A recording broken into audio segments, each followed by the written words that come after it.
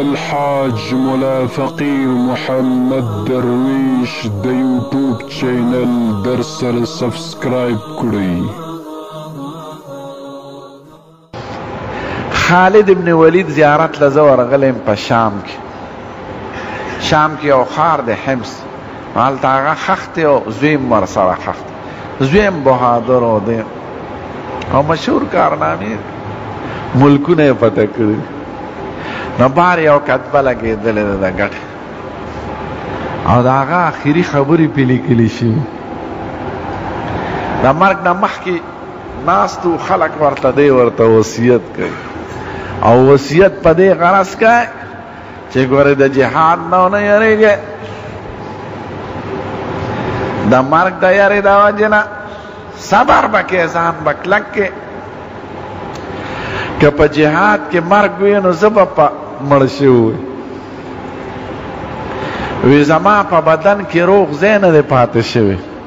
زه په سر لګېدلی یم، زه په مخ لګېدلی یم، زه په شا لګېدلی یم، زه په خېټه لګېدلی یم، زه په خاصو اندامونو لګېدلی یم.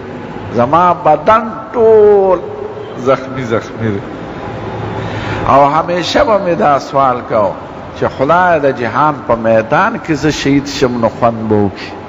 خو ارمان مې پاتې شو او زه دا د په کټ پوزي مرم. نو وایي فلا نامت عین الجبنا، دا بزدله خلک، دا وارخطا خلک چې جهاد ته نه ځي، خدای دې د دوی سترګې په خوب وده نه کړي. زما د حال نه دی عبرت. که مرګ په جنگ وي نو خو زه به مړ وي، لکه څو څو ځله لګېد په سختو سختو ځایونو کې ګیر شوی.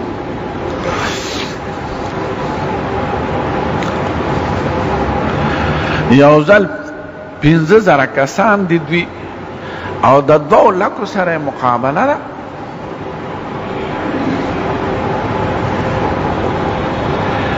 نبی کریم لیږلي د تبوک جنگ له. نو دا 15,000 کسانو دوی یو ځای ته چې ورسېدل، د سعودي عربو نه مخکې علاقه ده معان، دا شمال علاقه، او خبر شو چې 2 لکه فوج دی، 1 لاک مقامی دی او 1 لاک بادشاه را لېږلی دی هرقل، او ټول مجرب فوج مدرب او غټ او بل د شام خلک غټ سور سپین طاقتمن، او سعودي عرب ګرم علاقه ده، خلک یې اوچ کړس دی. دا اوس پکې لږ غوړ زیړ شو، مخکې خو خوار و غریبانان. نو د خوار ملک او د ګرم ملک خلک اوچ کړسي. نو مشوره یې کوله چې دا خو مخکې 2 لکه فوج دی او مونږ 15,000 یو، راځئ نبي کریم ته خبر ورلېږو چې څه وایي راته. بیا مشوره یې کوله، یو پاسېد وی یارونو مو خو ګرځو شهادت پسې، او شهادت زمونږ د جن مقصد دی. که مړه شو خدا زمونږ ارمان پوره شو. د کوم شي دپاره چې راوتي وو چې د خدای په لار کې ځان ورکولي، خو مخلص زمونږ جنگ خو په شمېر نه دی،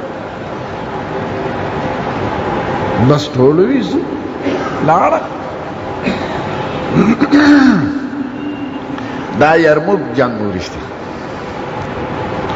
نه د جیش العمرا، هغې موته نوم د جنگ موته، د موتې جنگ.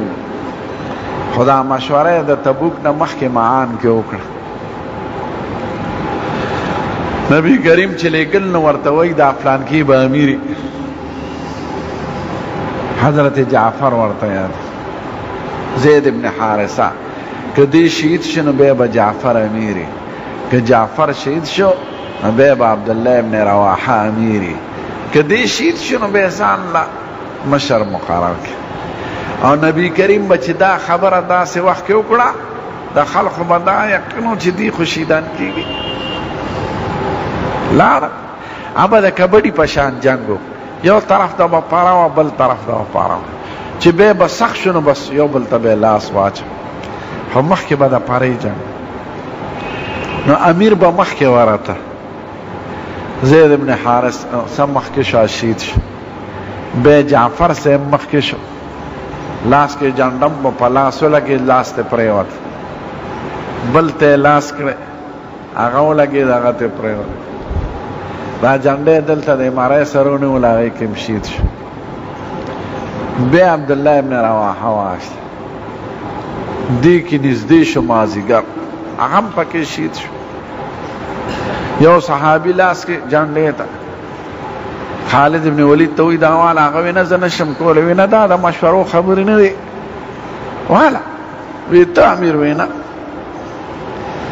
خالد ابن ولید وی جنگ خمکو خو وخنا بس رست شو ناغیم رست شو منگم رست شو شپشوا سال میں دا جنگ فوج ترتیب بدل خی طرف گس طرف تک او گس خی طرف تک او مخ کے خلق رست کو رست مخ کے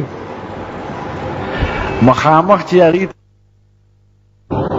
اول خو پی نفسیاتی اثر غرداو چی دوی لجوڑ سکنو امداد را بے خالد ابن ولید وی وردا دا یو کس جنگ نوش منگا 15,000 وغید بلا کا زبا مخکیکی گم جنگ بکو پا یو ځل پی ورزو یا خو شهادت تی یا تختول بس وی خسے بس حملے پہ خالد سے بوئی نہ توری ملاس کے ماتی شیوی ذکر اس پانے شرنگار با پا شرنگ تورا با ماتش ضربا می چرتا بلی توری تلاس کی یو آخری تورا با سارا پالاس کے پاتش آغا غٹ غٹ فوجیان آغا دا سے مڑک رہا چی دیتی پوری را پوری ہوا تاغی طرف او حضرت زبیر تی پوری را پوری ہوا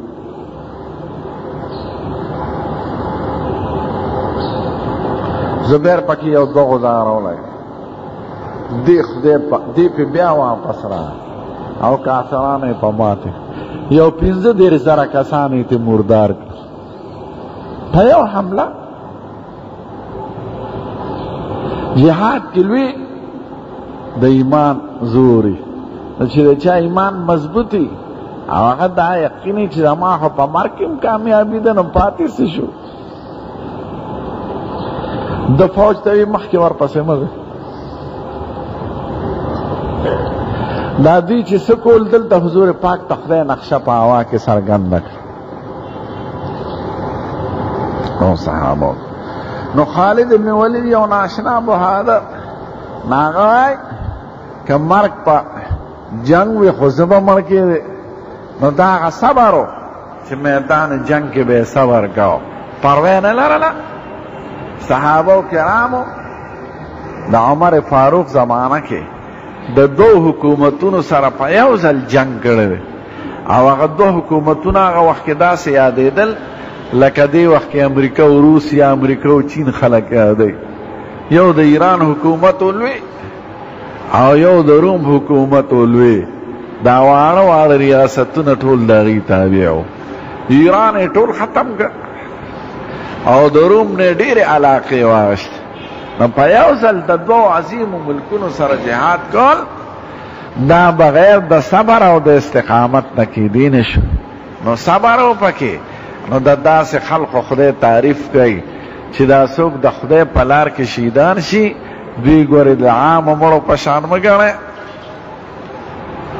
دوی جمدي دي خو د هغې د جند احساس تاسو نشئ کو زموږ ښکلی پیغمبر دومره ویلي دي نور پې موږ هم نه پوهېږو چې د دوی هغه ارواح خدای پاک د شنو مارغانو په ججرو کې ساتي او هغه مارغان په جنت کې ګرځي او د عرش د لاندې د هغې پنجري ګرځي راځي په پنجرو کې د هغې مارغانو په واسطه خدای دې روح ته خوشحالي حاصلوي هر مسلمان چې مړ شي د جنت تتللې پس د قیامت نه به راځي او د شهید روح دوا جنت تلار شي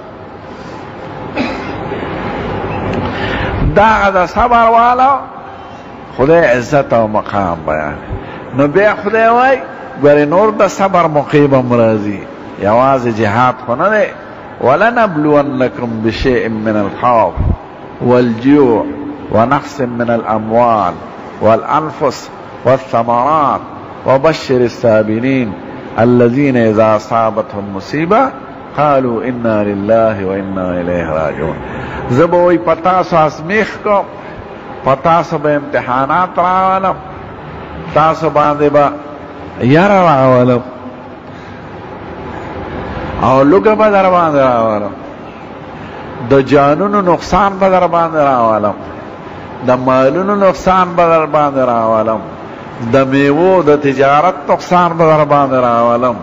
دنیا کې دا خبر راځي خو ته به دغه موقع کې د صبر نه کار اخلې او خدای وایي چې څوک د صبر نه کار واخلي او ځان خدای ته وسپاري او دا وایي انا لله و انا الیه راجعون. موږ د خدای یو، زموږ مال او دولت هر څه د خدای دی، نو مالک چې موږ سره څه سلوک کوي موږ غاړه بسته یو. د سړي دوه اسونه یو اس په یو کور کې وتړي او بل په بل کې، څوک ورته دا ویلی شي چې والی د سړي لرګي څو سوځئ څه نه آبادي جوړه کړي څه نه سفر جوړ کړي، دا ورته څوک ویلی شي چې والی د سړي باټینګڼو تورئ څه یو وخت پاخه کړي څه بل وخت، د چا د تپوس حق شته نه، ځکه مالک چې خپل ملک څه تصرف کوي هغه دله په قانون کې په اخلاقو کې راوایي. نو چې ته دا وایې چې مونږ هر څه د خدای یو، زمونږ مال او دولت د خدای چې څه کوي هغه خوښه ده د هغه، نو ستا زړه ته به اطمینان راځي. د دې بیان به انشاءالله بیا بلې جمعې ته کو جمعې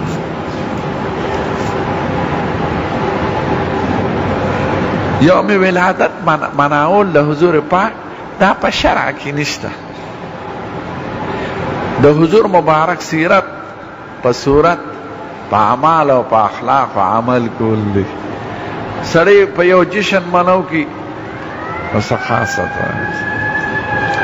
د محبت اظهار ښه خبره ده، خو دا محبت په یو ورځې پسې مه بوځې.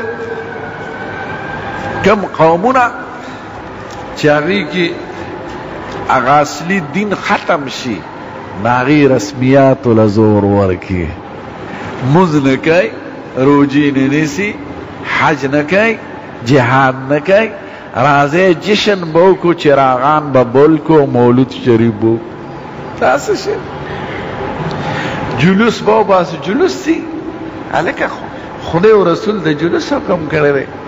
د صحابه کرامو نه تاسو زیات عاشقان یې د رسول الله، د هغه نه پس تابعینو نه پس، د هغې نه پس، د هغې نه پس، د هغې نه پس. زمونږ وطن کې دا جلوس اوس د ضیاء الحق زمانه کې شروع شو. دا یې شی نه دی. ته د پیغمبر په سنتو عمل وکړه، د هغه یوه طریقه جمع دی که دا سرکاري تقریبات کېږي که نه، خلک راوغواړي په زرګونو پیسې پې خرچ کینی پاسې لاړ. زه ډېر ویم چې حضور مبارک لوی ذات ته ډېر ښکلی دی، لوی ذات دی، خو هلکه د هغه په یو خبره عمل کې وی نه عمل خو نشم کولی، خو زه پې عاشق یو سړی تا ته وایي زما تا سره ډېره مینه ده، ته ورته وایې دا اوبه راوړه، وایي یاره اوبه خو راوړی نشم، خو زما تا سره ډېره مینه ده. دا مینه ده که دروغ دی؟ نو څوک پکې د ټانګو جلوس وباسي، څوک د لارو جلوس وباسي، څوک د رکشو جلوس وباسي. همیشه چې چا د شریعت احکام پریښي دي هغې دا رواجي خبرو له زور ورکړي. دا څه شی دی؟ نه زه یو ځل یو سیرت کانفرنس له تلم په اسلام آباد چې ما وکتل د ضیاء الحق زمانه، دومره خرچ، دومره تاوان، ما یاره دلته راتلل ټوله بس دی. هلکه زناورو دا دومره چې خرچ کوي د حضور پاک یو سنت په دې ملک جاری کوي، هغه به په دې خوشحاله شي. دا څه شی؟ ټوله بنګله زه د بلفونو نه ډکه کړم، نو څه چلو شو؟ دا په جهاد کې ولګوه، د مسلمانانو په یو خیر ټیک ده، د پیغمبر د جون نه ځان خبرول ضروري دي، خدا هغې دپاره وس نه ده مقرره. هر وخت د حضور پاک سیرت بیانوه، هغه دا جندو د هغې نه ځان خبر که، د هغه د کمالاتو نه، د هغه د معجزاتو نه، د هغه د تعلیماتو نه. او زمونږ په دې ایمان دی، نه چې ته هغې له یو ورځ مقرر کړي او باقي نور څه نه کوې، نو هسې د هغه فایدې نه زیات دا رسمي خبرې. نو مونږ دا خاص فایده نشته. صحابه کرامو دا کار کړی نه، هغې زیات عاشقانو که ته عاشق، هغې خو جهاد کړی، هغې ملک ټول حکومت مولود شریف جشن میلاد النبی منو کی. تاسو د دغه پیغمبر قانون په خپل ملک کې راوست،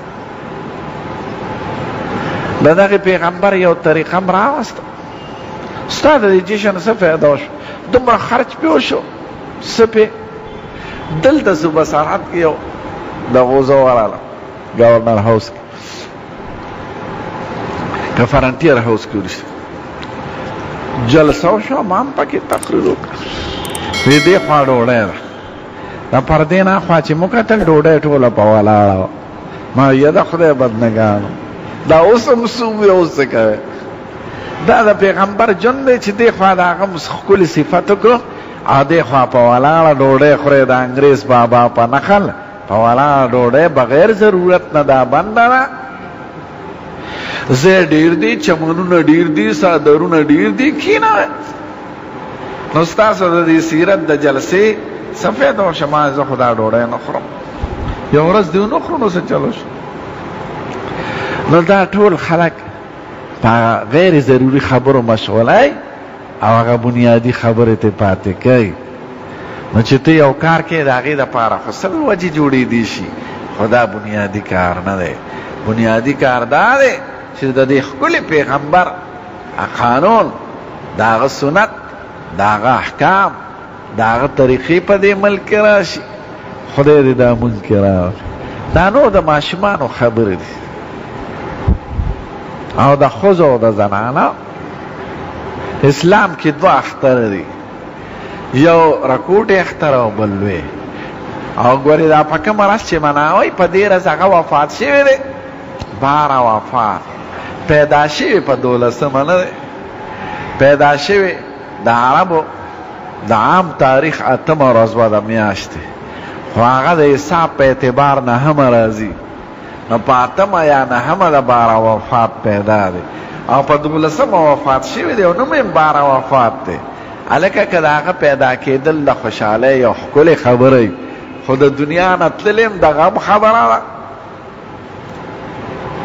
نو اسلام کې دې خبرو ته دغه نه د هغه عمل ته ټیک ته زمونږ پیغمبر زمونږ چې څه وایو د هغه ټولو صفتونو نه زیات دي، ځکه زمونږ خولې بسي. که زه ډېر ویم چې د انور ډېر ښکلی دی، نو زما په وینا انور ښکلی نه دی، انور په خپله خدای ښکلی پیدا کړی دی. د دې انور نه فایده واله یو سړی نعتخوان به ږیره به یې خریلي، انګریزي سر به یې سګرټ بسکي، نعت شریف به شروع کړي په ریډیو کې او په ټلویزیون کې. زار او قربان هلکه دې نمونې ته دې وګوره، ته څنګه زار او قربان کوي؟ یعنې د حضور پیدا کېدل خوشحالي ده. نو دا څه شریف حکم نه دی، ښه دا رواجي خبرې دي.